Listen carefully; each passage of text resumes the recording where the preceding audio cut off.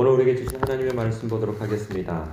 디모데전서 3장 1절로 7절 말씀입니다. 생명샘과 10월 19일 수요일 말씀 감독의 신앙 모습 함께 읽겠습니다. mit보다 이 말이여 곧 사람이 감독의 직분을 얻으려 함은 선한 일을 사모하는 것이라 함이로다.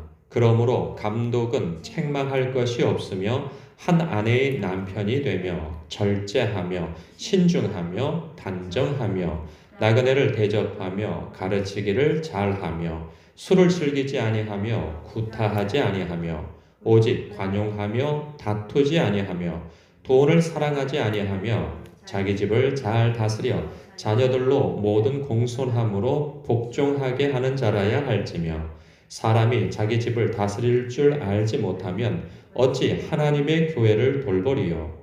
새로 입교한 자도 말지니 교만하여져서 마귀를 정죄하는 그 정죄에 빠질까 함이요. 또한 외인에게서도 선한 증거를 얻은 자라야 할지니 비방과 마귀의 올무에 빠질까 염려하라. 아멘. 야고보서 3장에 보면 이런 권면을 합니다. 선생이 많이 되려 하지 말라. 그런 말씀이 있어요. 그 이유가 무엇인가 하니 선생된 우리가 더 큰 심판을 받을 줄 알고 선생이 많이 되려 하지 말라 하는 거죠. 아는 만큼 하나님께서 더 나중에 요구하실 것이고 주신 은혜가 크면 클수록 주신 은사가 크면 클수록 더 많은 것을 요구하시는 거죠. 그러니까 알지 못하여서 행한 것은 그래도 그 정상 참작이 될 것이고 그러나 알고도 행하지 않는 것 그리고 그 어떤 지도자가 아니고 그냥 혼자 신앙생활만 한다면 망하면 혼자 망하는 것이지만 지도자 같은 경우에는 많은 사람이 딸려 있고 그 사람들을 옳은 길로 인도해야 하며 진리의 길로 인도해야 하는데 그 지도자가 잘못되어지게 되어지면 자신뿐만 아니라 그를 따르는 사람까지도 함께 망하게 되어지는 일이 되기 때문에 많이 선생되지 말라 합니다. 그렇게 오늘 말씀은 두렵고 떨림으로 이렇게 봐야 할 말씀이라 생각되어져요.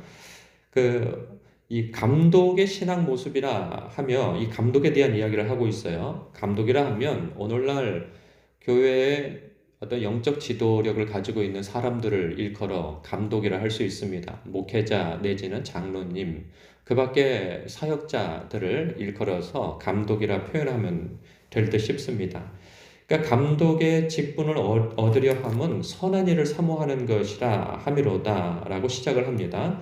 그래서 이 선한 일은 무엇이냐? 이 2절에 나와 있어요. 그러므로 감독은 책망할 것이 없으며 책망할 것이 없다고 하는 것은 이 과거사에 있어서 깨끗한 사람을 일컬어 말하는 거죠.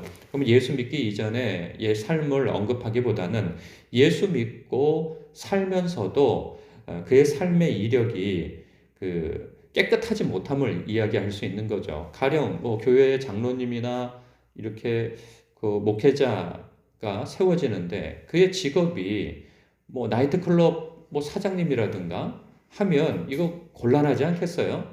이제 그런 부분에 있어서 이 책망할 것이 없는 직업 그리고 삶의 이력을 가지고 있어야 한다 하는 말씀이 될 것입니다.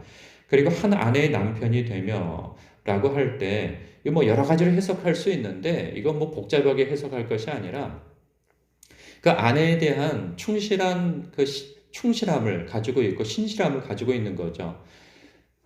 이 당시에는 우상 숭배가 가득한 시대였고 그리고 우상 숭배를 할 때 합법적으로 문화적으로 신전의 창기와 몸을 섞어도 괜찮을 그러한 분위기 속에서 그러한 일에 아내 외에 성적인 순결을 함부로 하는 그러한 태도를 갖지 말라 하는 것이죠. 그런 부분에 있어서 성적으로 깨끗함을 이렇게 요구하고 있습니다.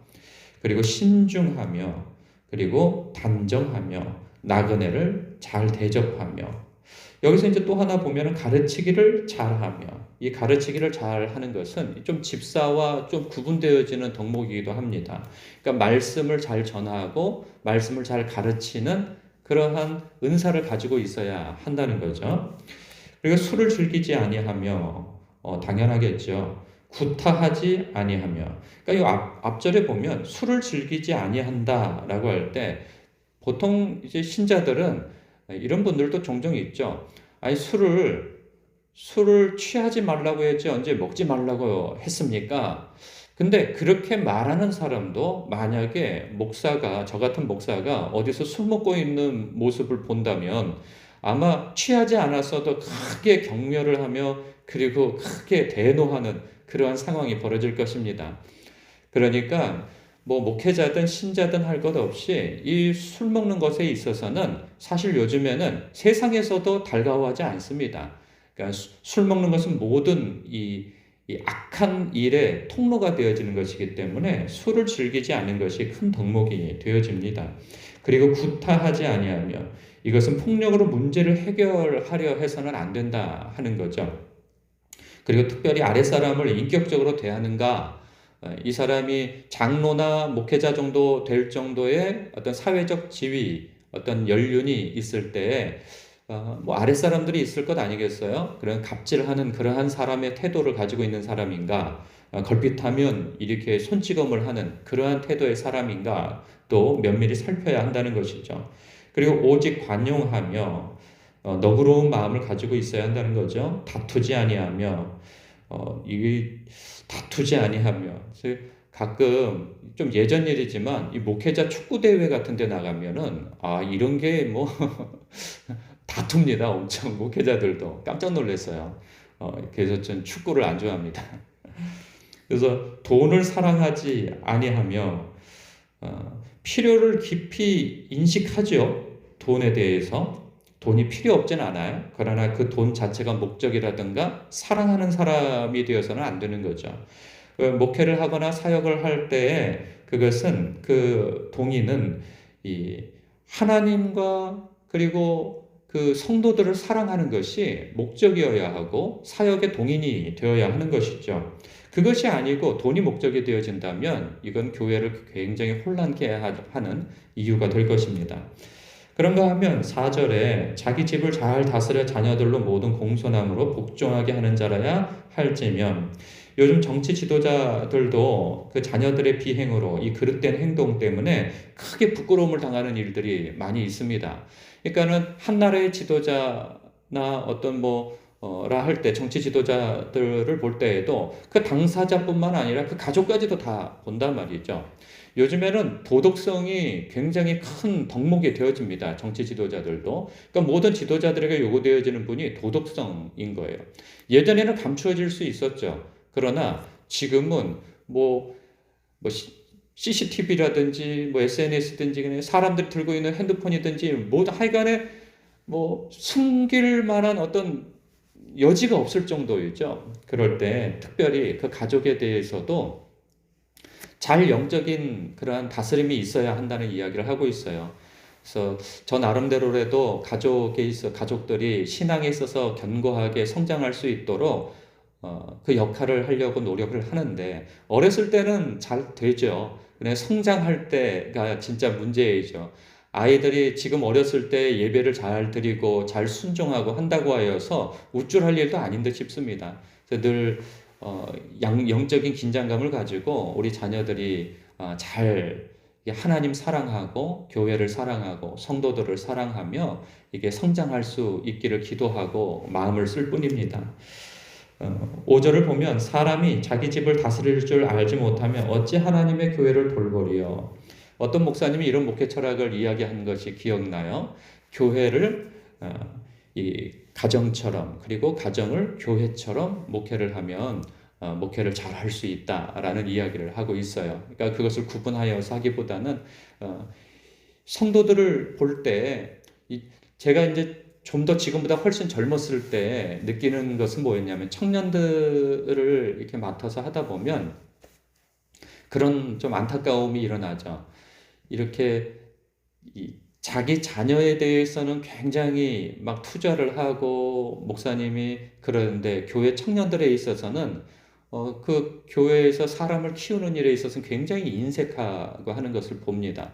자기 아들이 이렇게 선교 가는 것도 아니고 유학을 갔을 때는 많은 지원을 하지만 그 청년들 가운데 이렇게 오지나 어디 어려운 곳에 선교를 가게 되어져서 몇 년씩 있는데도 돌아보지도 않고 혹은 선교비를 보내도 뭐 3만 원, 5만 원 이렇게 보내는 일들을 보면 이것이 만약에 아들이 보내진다고 한다면 그렇게 후원을 할까 싶은 생각이 드는데 어, 모르죠 저도. 그래서 늘 이러한 부분에 있어서 저 자신을 돌아보며 교회의 성도들을 제 자녀처럼 가족처럼 제 가족을 성도처럼 이렇게 동일하게 보려고 노력을 한다면 큰 어떤 문제가 되지 않는 목회를 할 수 있겠다 싶은 생각도 듭니다. 6절을 보면 새로 입교한 자도 말지니 교만하여져서 마귀를 정죄하는 그 정죄에 빠질까 하며 뭐 이런 일은 거의 일어나지 않죠. 옛날에나 뭐 이런 일이 일어날 듯한데 새로 입교한 자를 무슨 교회 목회자를 CEO 세우는 것도 아니고 사회적으로 어떤 능력을 발했다고 잘 행한다고 해서 그 사람이 교회에 들어와서 교회를 성장시키는 일에 목적을 두고 저 사람이 회사를 잘 키웠으니까는 이 교회 키우는 일도 잘할 거야 라고 한 목적에서 사람을 세운다면 이 사람은 교만한 자가 돼서 마귀를 정죄하는 그 정죄에 빠질까 두렵다라고 얘기하고 있어요. 그러니까 마귀를 정죄하는 그 정죄를 하면 마귀도 본래는 천사이지 않았겠어요? 그러나 자기의 아름다움, 자기의 지위, 자기의 능력을 너무 과신한 나머지 하나님과 같이 되려고 하는 그러한 욕망에서 하나님 앞에 큰 심판을 받게 되지 않았겠습니까? 그러니까 목회자도 마찬가지인 거죠. 이렇게 새로 입교한 사람이 신앙생활에 연륜이 없고 경험 없고 체험 없이 이렇게 어떤 능력만 가지고 목회자의 일을 했을 때 그가 어떤 큰 성과를 내게 되어졌을 때 성과는 둘째치고 이 사람이 교만하게 되어져서 자기의 능력으로 되어졌음을 자랑하다가 크게 넘어지게 되어지는 교회도 크게 어려움을 당하게 되어지는 그런 일이 있으니 이런 부분에 있어서 조심하라 하는 말씀이 되겠습니다. 7절 또한 외인에게서도 선한 증거를 얻은 자라야 할지니 비방과 마귀의 올무에 빠질까 함이라. 이웃의 평판도 중요하다 하는 것이죠. 교회 안에서만 덕스럽고 인격자고 하는데 밖에 나가면 사람들이 그러니까 나를 아는 사람이 없는 그곳에서는 이 함부로 행동하고 말하고 한다고 한다면 이 부분에 있어서도 크게 결격 사유가 있다 하는 것이죠. 그래서 교회 안에서뿐만 아니라 교회 바깥에서도 성도로서, 지도자로서, 목회자로서 그 태도가 하나님 앞에서 서 있는 것과 같은 태도를 가져야 한다 하는 것입니다. 그러니까 직업 정신으로 살 것이 아니고 성도의 정신으로 살면 된다 싶습니다.